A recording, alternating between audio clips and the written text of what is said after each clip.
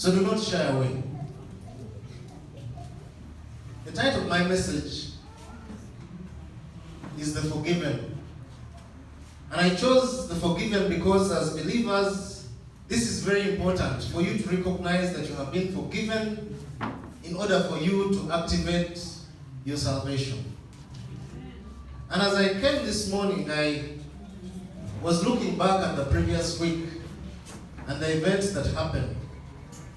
And I know for sure that it was a day like this, in fact, a Sabbath, that Hamas decided to strike Israel.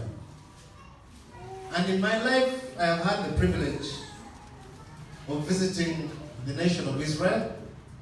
And there's something that I saw that has never left my mind. It's quite a few years ago. But for those of you who know the history of this country, the most recent history, it was formed in around 1948, right after the Second World War, which had just ended in 1945. Initially, the idea was that the British wanted to settle some stateless and landless people who identified as Jews in a place. And as you know, they had initially chosen Uganda.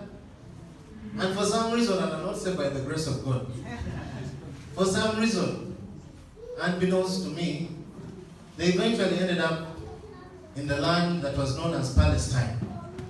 And they continued to occupy and subdue, and in the end, dominated. There were indigenous people there who identified as Palestinians, who now appear to be pushed to a point where they can't take it anymore, and they are fighting for themselves.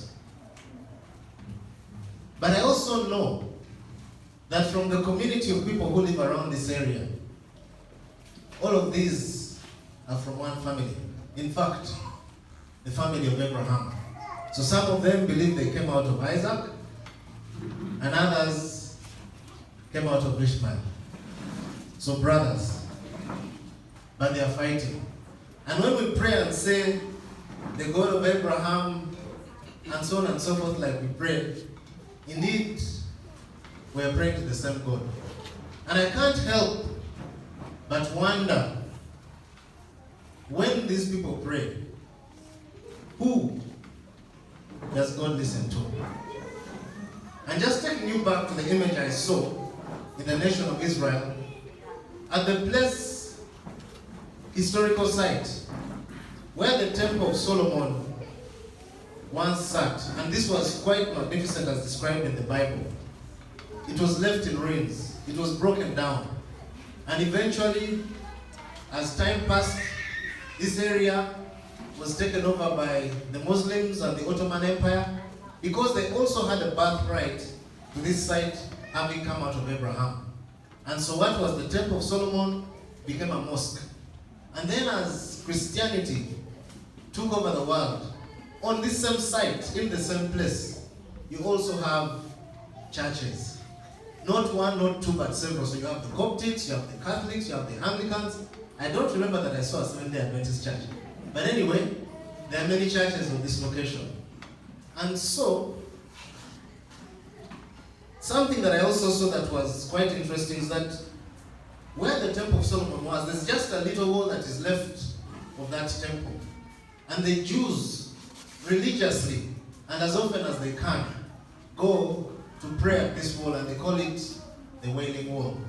They pray about the former glory of Israel. They continue to plead with God for him to restore the nation of Israel. And on this wall, if you ever get to see, there are lots of little papers, which are prayers, in fact, of each of these people.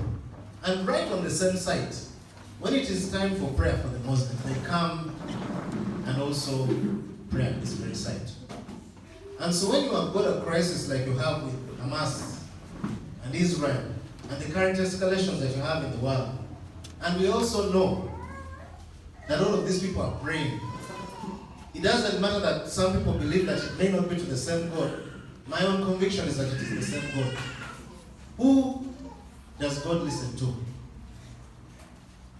For many whose lives have been disrupted, the children whose parents have been killed, people whose lives have been destroyed,